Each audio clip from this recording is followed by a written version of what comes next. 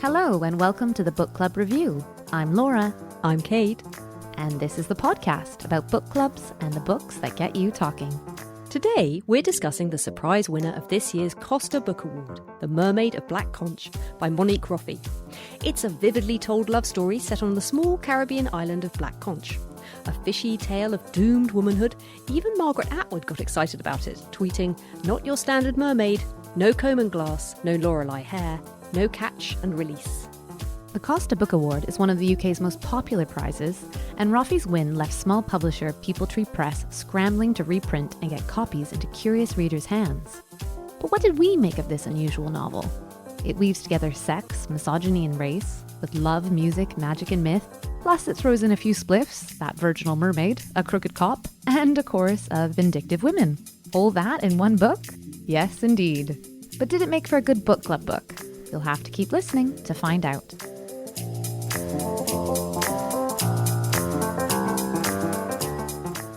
So Kate, The Mermaid of Black Conch, how did your book club come to choose this one? Had it won the award when you chose it? It had, by that point, yes. And it was such a nice story, wasn't it? Because there's this tiny little publisher who have been, for years, publishing Caribbean voices and doing this great thing, but so kind of small and niche and no one really knew about them. And then suddenly this massive spotlight was on them. I looked on their website and it just says, "Our goal is to publish books that make a difference.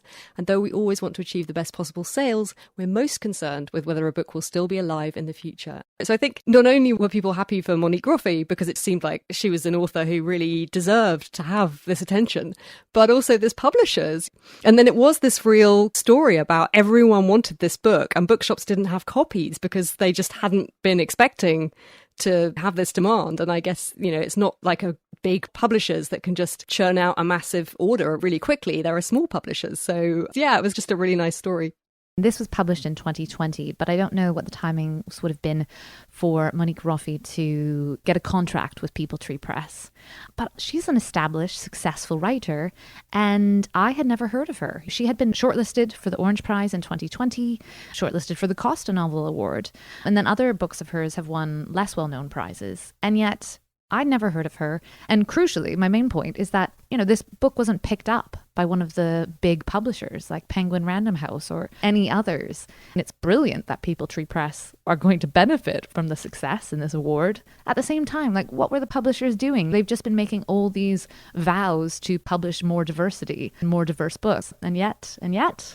Yeah, I don't know the backstory, but yeah, The Guardian, who were unable to resist a fishy metaphor, said she'd had 2 decades of splashing around in the shallows of success before this catapulted her into everyone's consciousness. Her novel, The White Woman on the Green Bicycle, was shortlisted for the Orange Prize in 2010.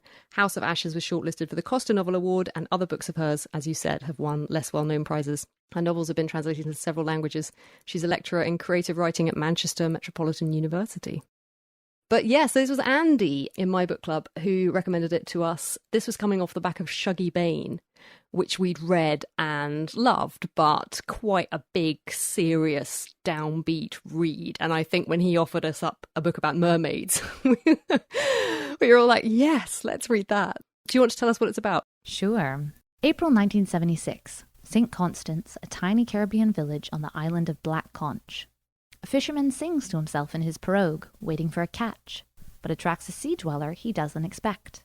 Aikaia, a beautiful young woman cursed by jealous wives to live as a mermaid, has been swimming the Caribbean Sea for centuries, and she is entranced by this man David and his song.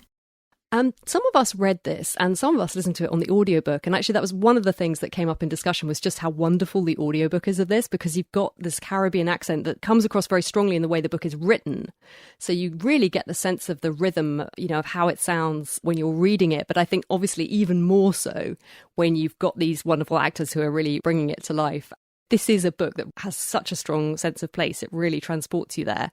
But the audiobook is the ultimate expression of that. I think Amanda listened to the audiobook and was lost in this world completely in a way that she absolutely loved. Let's listen to a bit. A stranger to tears, she did not weep. A stranger to clothes, she did not dress. They pocked her with cigarette ends and with burnt corks. and rolled on the tavern floor in raucous laughter. Pablo Neruda, Fable of the Mermaid and the Drunks. Chapter 1. Simplicity. David Baptiste's dreads are grey, and his body wizened to twigs of hard black coral. But there's still a few people around St. Constance who remember him as a young man and his part in the events of 1976, when those white men from Florida came to fish for marlin and instead pulled a mermaid out of the sea. It happened in April, after the leatherbacks had started to migrate. Some said she arrived with them. Others said they'd seen her before, those who'd fished far out. But most people agreed that she would never have been caught at all if the two of them hadn't been carrying on some kind of flirty behavior. So you can hear that accent. There are a few things that came up out of that. There are a couple of words I had to look up. There's a word, I don't know how you pronounce it, stupst. Yes, yeah. It comes up a lot, and it's like an expression. It's like a facial expression.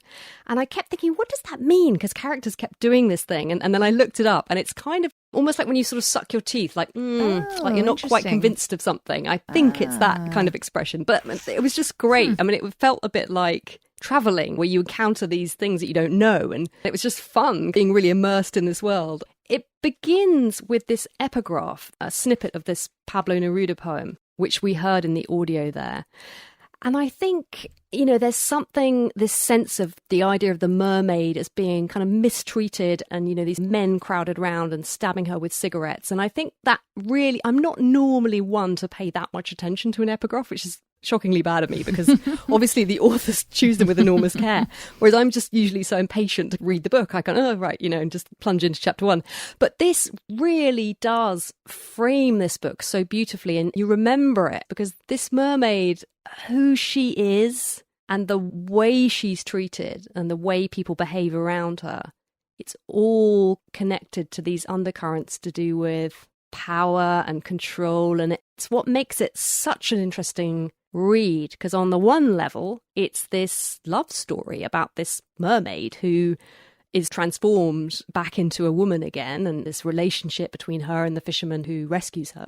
And on the other level, it's touching on all these really interesting ideas to do with the relationship between women and men and the power dynamics there and history and, well, as we said, all of these different elements, which is all woven in. And we love the way that all that's done very lightly. You never feel like you're being beaten over the head with the history of the Caribbean or any of it, really. It's just full of ideas that linger with you while you're enjoying the story. And the juxtaposition between the magic realism and the descriptions of Aikaia, which are so detailed, and her transformation back into a woman is so literally described. Would that be the best way to do it? She's literally sitting in a bathtub with pieces of her tail falling off of her and surrounded by her bodily excrement, and she smells and she won't clean, and David can't even really approach her. He's utterly infatuated with her, but is also like, woman, you stink. We need to do something about this. And he's trying to get her to wear clothes. Yeah, she's something that's come off at the bottom of the sea, and she's no glowing Daryl Hannah figure. She's smelly and slimy, and crabs crawl out of her ears. And gradually, all of these different elements of the sea come away from her, and she starts to transform. But it's absolutely not this sense of a wand being waved and this beautiful transformation. It's very vivid and full of bodily fluids and smells, and it's disgusting. But we love that. Yeah, no, I loved it too. And that level of realism is brought to everything, I think. So you have that juxtaposition between the magic realism and then just the realism of the writing. Even her treatment at the hands of the fisherman, once she is caught, she's strung up by her tail and she's hanging there upside down. And the man who's left to protect her is as drunk as anything. But before he wanders off, he burns her with a cigarette butt. It's just described in such vivid detail, and you feel, you just feel dirty, and yet it's completely believable that this is the way she would be treated. It is, isn't it? One of the threads in this is, why is she a mermaid? It turns out the reason she's a mermaid is because she was cursed. Women in her own tribe. So she is one of the ancient Taino, is it? The original indigenous people who lived on that island. She was a young girl, but she was very beautiful. And as she got older, gradually the men all got very interested in her. And I think the point was that she never dreamed of doing anything with any of them. But the other women in the tribe were jealous of her. And so they cursed her to be this mermaid. And she was banished to the sea. And then the idea of a mermaid, you realise the way that Monique Roffey kind of holds it up is that she doesn't have any sexual organs. She's tail from the waist down. And that's very interesting to sort of suddenly think about, well, what happens to a woman when you take that away? It's never really overt. It's just an idea that's there, bubbling along, and it's just really, really interesting. Yeah, it could be such a disturbing book, and yet it is only after you finish reading it, I think, that you think about the gravity of what Monique Roffey is exploring. And because the treatment of the subject matter, it's not light, but it is pacey, right? The story moves along very quickly. It's pacey, and I'd say there's a kind of underlying sweetness to it that I really loved. There's a kind of warmth and generosity to it. As you say, it could have been really dark. And in fact, it's a very warm character story. You've got the mermaid, you've got David. So then she is gradually becoming human again, and she has to learn to speak and learn how to interact with people again. Because previously, she's very old. She's been swimming around in the ocean for like 1,000 years. Her best friend before was, I think, an octopus. At one point. Turtle. It was. Well, no, and then the turtle was for a long time. Yes, an actual turtle. Sorry. Her best. So you've got your octopus, which made sense because they are very clever, aren't they? So you can imagine being friends with an octopus. We were discussing actually quite a long time about how long octopuses live for. I think they live for about a year. So we're like, that was never going to last long, you know. And then the turtle, yes. I mean, and the turtle's a cursed woman as well, right? So it's almost like Monique Roffey is letting us feel a little bit better that an older woman was cursed either at the same time or by the same women. It's unclear. But Aikaiya has had some level of companionship. I wanted more about the old cursed turtle woman, actually, and I was a little bit disappointed that we didn't get more of her story, but, you know, it's fine. Maybe that's the next book, The Turtle of Black Conch. You started to talk about the other characters, and I waylaid you, but we have to talk about Miss Rain and her son Reggie. Right. She is an incredibly intriguing figure. She is the wealthiest woman on the island. She owns most of the land on the island, and this is because of her family's history. Yeah, so Miss Rain is white, and she is the descendant of, I think they were Christian settlers who came to Black Conch after slavery was abolished, but, you know, still very, very much benefited from that legacy. And her family, and she is the last real figurehead of that family on the island, own almost all the land. And yet she is of this island. She doesn't socialize with anyone other than the people who live around her. She speaks in the Creole of the island, so she speaks exactly like everyone else on the island. And there is this funny scene, isn't there, when I think Hank Clayson, the son of this horrible Floridan fisherman, tries to tell her about the mermaid that they have caught and which has disappeared. And he's utterly perplexed by her response because she speaks exactly like everyone else on the island, and he can't reconcile that with her appearance because she's a white woman. She has a son who was born deaf, and he is black because his father was a black man, and she had a great love for his father, who's called Life, right? That's right, Life. But Life, like so many of the men, left the island because he wanted something else. And he particularly didn't want to stay and be with her, living in her home, because of how that would be perceived by everyone else on the island. She has this sort of quite grand mansion, doesn't she? And I love the description of this amazing room on the ground floor, which is basically a library, you know, green room lined with books. And it just sounded wonderful. But yeah, he didn't like the fact that she was the one with the status and the financial power in that relationship. So even though... Well, and not even that. It was like the legacy, right? He would be perceived as a houseboy. Yeah. It was just too heavy for him to bear, and he didn't want to. So he never even met his son. But their love story becomes very important as the book develops. Yeah, and that's, again, a slightly surprising arc that goes on. And the character of Life, you know, when you meet him, you sort of think one thing about him and make some judgments about him, and then she surprises you with that. I love the way it felt like she never really did the expected with this book, and I really like that. It was a heartwarming read. I don't want to give too much away, but it was one of those books where you're carried along and you're rewarded, I think, even though not everything goes the way you would hope. you put it down and you think, that was nice. That was a lovely experience. And certainly I'm keen to press this into the hands of all my friends looking for a good book to turn to in these trying times. And yet, the story itself, it's not a fairy tale. Not at all, no. And as we said, there are some really dark things in here. And so I think that's why it was so unexpected. You can kind of tell from the cover. I think the cover of this book is absolutely excellent.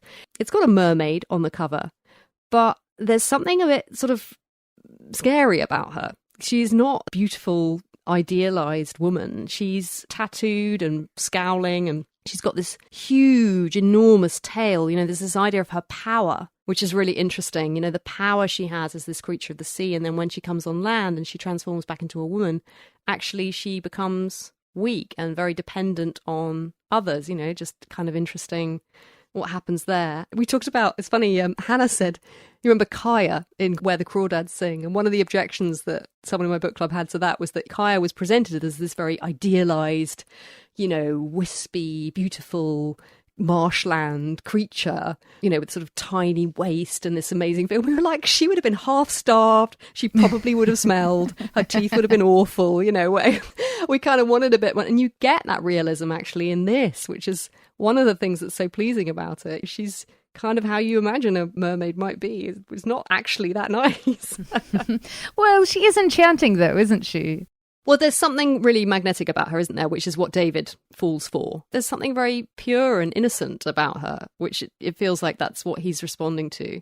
How did you feel about all the sex, Kate? You know, I think there are writers who can write sex and it makes you cringe. And there are writers who can write sex and you just think this is part of the story. Yeah. And there's quite a lot of sex in this, actually, isn't there? Yeah, there is. But never in a way that jolted me out of the story and where we were going. And it all just felt very much in keeping with her earlier interest in bodily fluids and, you know, it sort of felt of a piece with that. So, yeah, it didn't bother me. And funnily enough, that wasn't something that we talked about at book club. Why did it bother you? No, not at all. I just thought of you. Sometimes I accuse you of being squeamish. No, it's true. I mean, you know, definitely we've read books where I've been horrified by the sex, but this was not one of them. Yeah, we talked about masculinity and misogyny, the idea that the men on the island are somehow disempowered because of their history, because of what they've been through, the way that the men are sort of somehow detached from their families. And it's the women, really, who are the people who kind of get things done on this island. And yet the women are prey to jealousies and petty rivalries, and they don't actually behave particularly well. And then that's interesting, linking back to this idea of the original women who cursed Aikaia and condemned her to live in the sea. Women are not necessarily the heroes in this story. No, they're not. I think the heroes are split across gender lines, just as the villains are, right? Absolutely.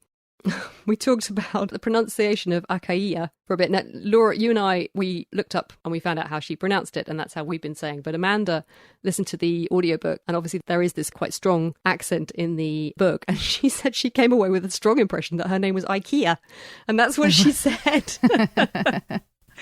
throughout the book. We haven't talked about the structure of this novel because it isn't a straightforward third-person narrative, and it's not a straightforward first-person narrative. There are 3 stylistic threads.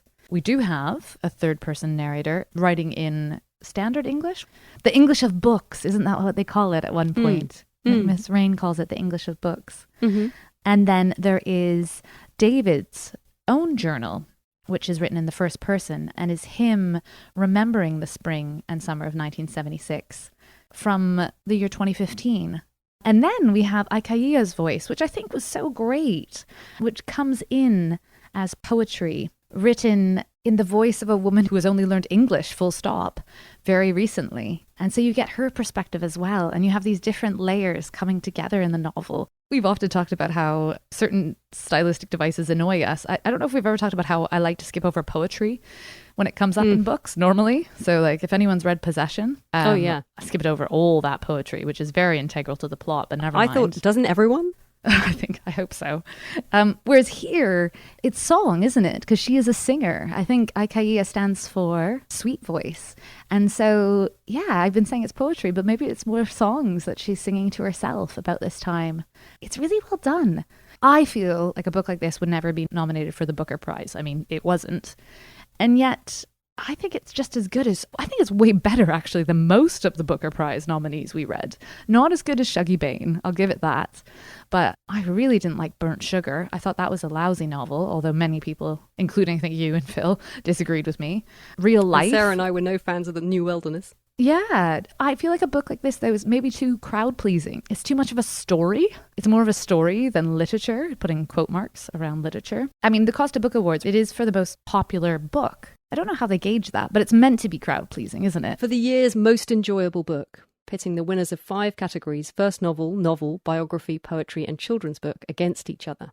And so, yeah, whichever they think is the best of all those categories, and then those 5 books go up against each other, and then they choose one that they think is the year's most enjoyable book. So it's nice, because it could be any of those things. It doesn't necessarily have to be fiction.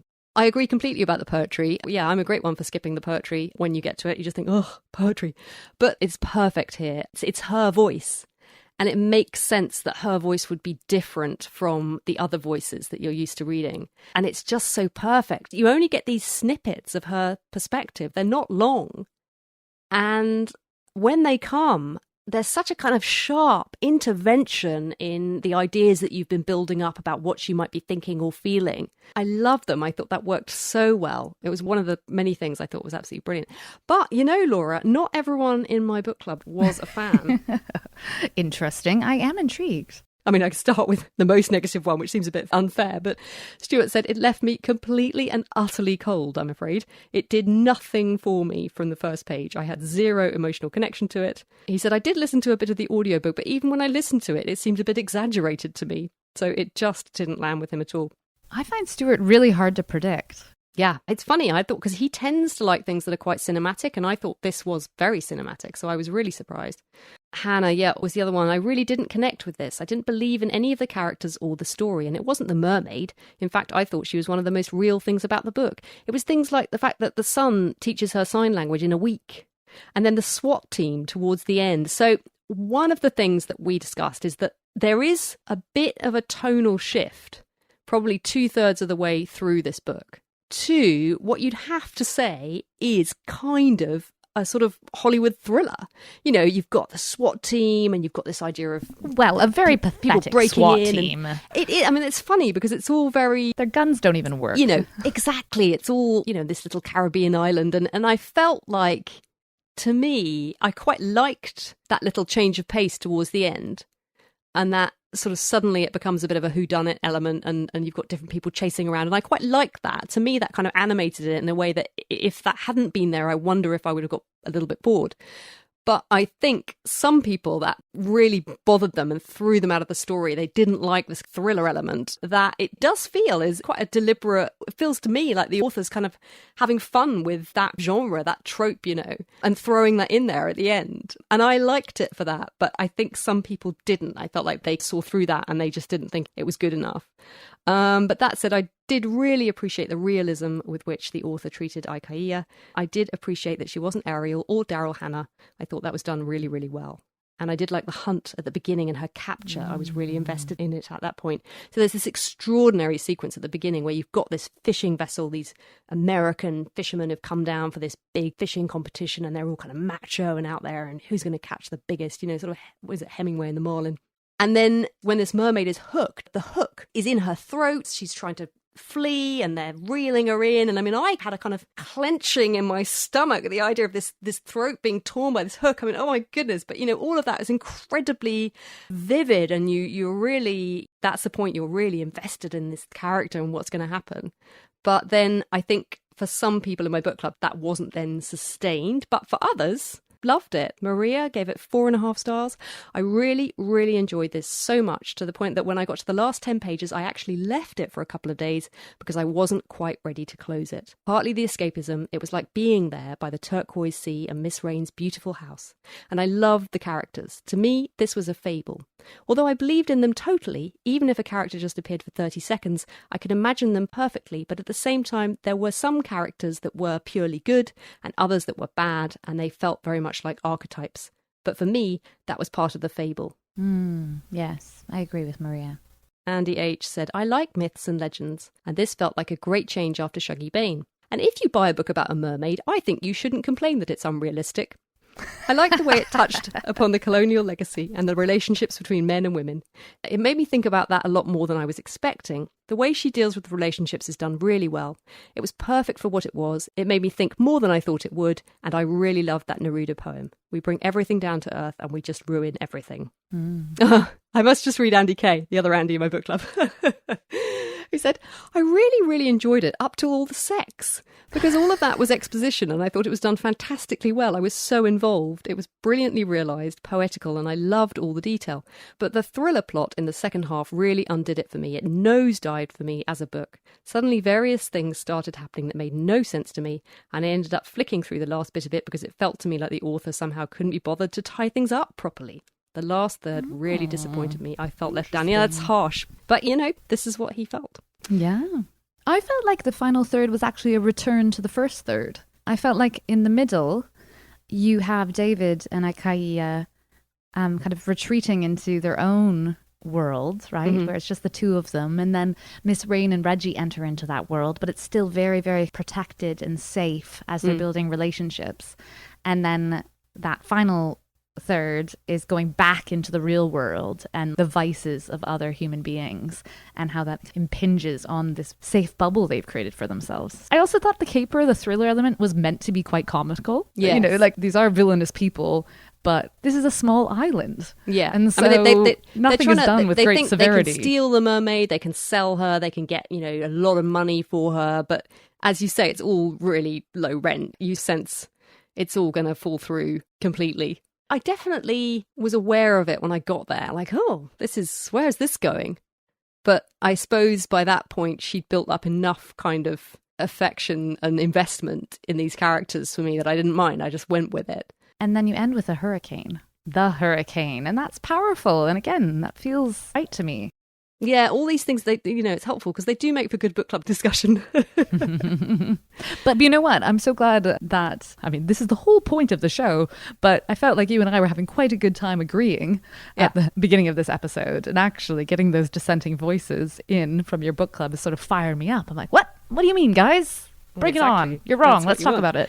Yeah, the hurricane at the end, but knowing as we do that hurricanes have and do devastate Caribbean islands. And I think that, again, one of the things that's really wonderful is you sense Monique Roffey's deep connection to the Caribbean and this place and people there and their experiences and their hopes and their fears and their dreams and their lives. And I think this gives it this sort of whimsical story, but it has this kind of sense of rock solid understanding of all of these things that really lends it weight in a way that I thought was just great. Sally said, I really enjoyed this. I have a soft spot for myth and fairy tale anyway, and there's something about the narrative arc of a good myth or fairy tale that I love, and this had that. I could hear the voices, I could visualise it all, the hunt, the harbour, the hills, David's shack, the plantation house, the gardens.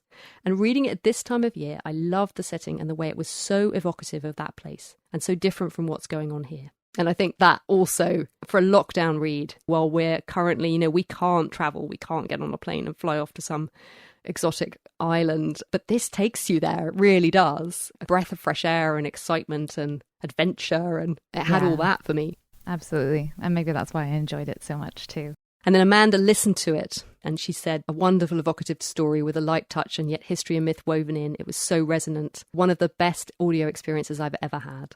So I think maybe that's the one to recommend if you're thinking about it. Try listening to it. I think it would be a really, really good one on audio. And I think it goes without saying, it was a great book club book. Yeah, definitely. It's going to be, I think, probably one of my top book club books of the year. Well, it's not January. It's not the end of the year ones yet. We've done so far, but I could see this one. It's a great, great, great book club book. Really good. It's just got all the ingredients. I guess there's enough maybe that's not perfect about it that you can really get your teeth in and have some good debate. And it's just, as Andy said, gives you all these ideas and it makes you want to go off and explore them. It makes you want to go and read more or do a bit of research and find out more, or maybe read more about the Caribbean. I think it's so brilliant when you've got a book that, you're enjoying it for the story, but also it's kind of leading you to other places. And for book club, that's often great. Inspired by The Mermaid of Black Conch, here are some more recommendations for your next book club book. But first, Kate, I think you have an announcement. we have launched a newsletter, and we managed to get the first one out last week, and it was all very exciting. And it covers It's basically Kate's amazing brain and all the knowledge she has about books and all the things she's been reading. And let's be honest, it is mainly Kate, and I love it. When I read things, and I don't have anyone to discuss them with, and so the newsletter has become my forum for saying, okay, so then I thought this and this and this and this, and hopefully the reader is the other half of that conversation. Maybe that's what's going on. Anyway, I need to try and write less. I asked my husband what he thought of it, and he was like, it's the longest newsletter I've ever received in my life. He's like, even CNN's newsletter, which he subscribes to, isn't as long. I'm like, okay, I know, I'm going to pare it back. I'm going to be succinct. But anyway, if you are interested in getting a slightly more succinct version, because that's what I'm going to work on, you can sign up at our website, or there's a link in our Instagram bio. And I can highly recommend it. I, as yet, have not been contributing. I have just been consuming. And yes, Kate could be more succinct, but you know what? I personally like a long-winded, bookish email in my inbox from Kate. And listeners, I think you will too. All right, well, never mind that. Let's get back to our recommendations. So yes. I actually don't have a personal recommendation for this one. This is the first book I've ever read about mermaids. But I have a few from other people. Sally in my book club recommended a book called Indigo by Marina Warner. Inspired by The Tempest, Indigo traces the scars of colonialism across continents, family, bloodlines, and 3 centuries. Rich, sensual, and magical in its use of myths and fairy tales, Indigo explores the intertwined histories of the Everard family and the imaginary Caribbean island where Ariel, Caliban, and his mother, the healer and dyer of indigo, Sycorax, once lived. It just sounded like it was full of interesting ideas and very much things that would touch on things that Monique Roffey was inspired by in writing The Mermaid. So I think that would be a great follow-on read. And then we actually have some recommendations from Monique Roffey herself. She has a list over on bookshop.org, which is the online alternative to Amazon, where all the profits go back to supporting independent bookshops. So you should try and shop there if you can. I'll put the full link to her list in our show notes, but here are a couple that I thought sounded particularly good. So she flagged up Blonde Roots by Bernadine Evaristo. She writes, what if the transatlantic slave trade was reversed? What if Africans were the masters and Europeans their slaves? An earlier novel from Ms. Evaristo, and a good one. It cuts deeply into any white person's deep unconscious bias and makes for an unsettling and also tragicomic read. Relax into it and enjoy. I actually have this one, and I have dipped in. I haven't read it properly, but I've dipped in and out enough to know that it's a totally compulsive page-turner, and it's got a great, strong female character who you really root for. Roffey also lists The Left Hand of Darkness, which we did an episode on, and I'll add the link, or which we both loved, didn't we? It's a slow burn, that book. But once you get into it, she has you 100%. Absolutely. Roffey says, a bomb of a book. The Guin was way ahead of her time when it comes to unconscious bias and gender pronouns. On Winter, everyone is bisexual. Goes into Kemmer once a month, where each of the inhabitants are sexually awakened and can't choose what gender they will inhabit, giving us the famous line, the king is pregnant. A love story and an ice adventure story, a rollicking classic, very relevant to today's world of climate crisis. And the last one I thought sounded really interesting. It's called Kitsch, a fictional biography of a calypso icon. Roffey says, an important book about Trinidad's best known and maybe even most loved calypsonian, Lord Kitchener. Joseph, an experimental writer, blends the novel form with an epic biography, and the effect is a rich, textured narrative and an important work. This biography of Kitsch was long in the making, a jewel of a book. Read it for its poetry too.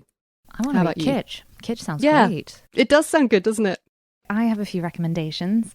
The first is a short one, and I'm not sure he really deserves it, but an excellent companion novel would be The Old Man and the Sea by Ernest Hemingway. For me, it very much called to mind the attempt to pull in a marlin. That's the heart of the story in The Old Man and the Sea, where you have this aged, experienced fisherman who's trying to pull in his catch, and you get this sense of this epic battle between man and nature, the need to control nature, and in Roffey's case, women. Read it with critical eyes, and I think it would be a good book club book. Much more of a rollicking read would be The Mermaid and Mrs. Hancock by Imogen Hermes Gowar. Now, I don't have a copy of this anymore, and I think it's possibly because I forced it upon you, Kate, and it's sitting on a shelf somewhere nearby. It's at the dusty bottom of the TBR stack. I never quite got around to it. And then, of course, it just got superseded by other things. And now is the time I'm like, oh, man, if ever there was a time to have read that book. But I know you loved it. I loved this book, and I think you would too.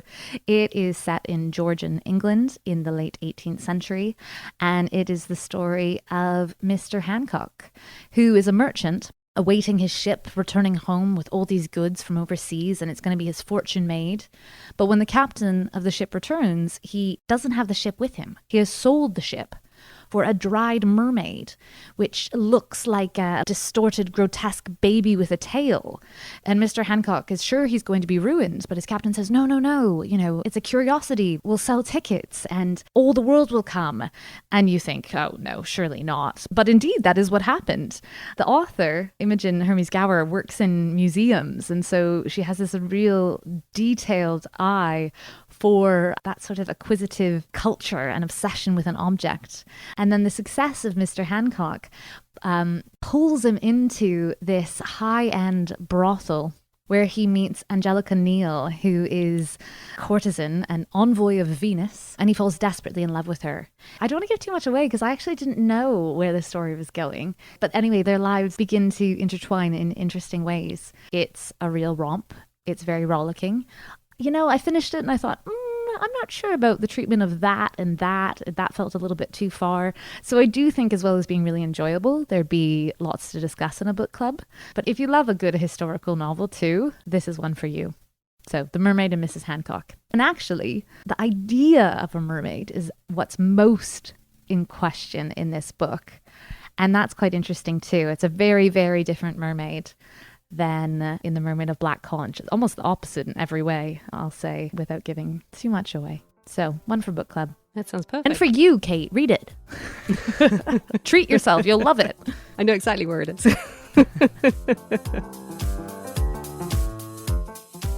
That's almost it for this episode. Books mentioned were Indigo by Marina Warner, Blonde Roots by Bernadine Evaristo, The Left Hand of Darkness by Ursula Le Guin, Kitsch by Anthony Joseph, The Old Man and the Sea by Ernest Hemingway, and The Mermaid and Mrs. Hancock by Imogen Hermes Gowar. The audio sample was from Audible and read by Ben Onwukwe and Viviana Champon. On our next show, we have an interview with Ella Bertud, bibliotherapist and author of the novel Cure, the story Cure, and most recently, The Art of Mindful Reading. Listen in to get her reading recommendations and find out how to get the very most out of everything you read.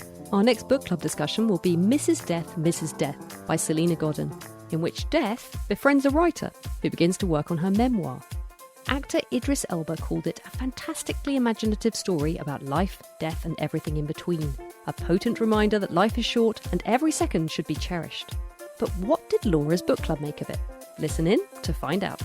In the meantime, why not listen in to our latest bookshelf episode, where we discuss the books we've been reading outside of book club, the ones we get to pick and choose. From the book I could barely get through to the most gripping page-turner Kate has read in ages, we've a real range of books to offer. If you enjoyed this show, check out our website, thebookclubreview.co.uk, where you'll find our archive of over 80 shows to browse through, including our Booker Prize episode, as well as recent book club episodes, and our library of book reviews and articles, including our lockdown library, your guide to reading yourself out of a pandemic. We've also just launched a newsletter. Check the website for details of how to sign up. You can also follow us for daily book reviews and recommendations on Instagram or Facebook at Book Club Review Podcast, on Twitter at BookClubRVWPod, or email us at thebookclubreview@gmail.com. And if you're not already, why not subscribe to us wherever you get your podcasts? And if you like what we do, take a moment to rate and review the show. It helps other listeners find us. But for now, that's our show. Thanks for listening and happy reading.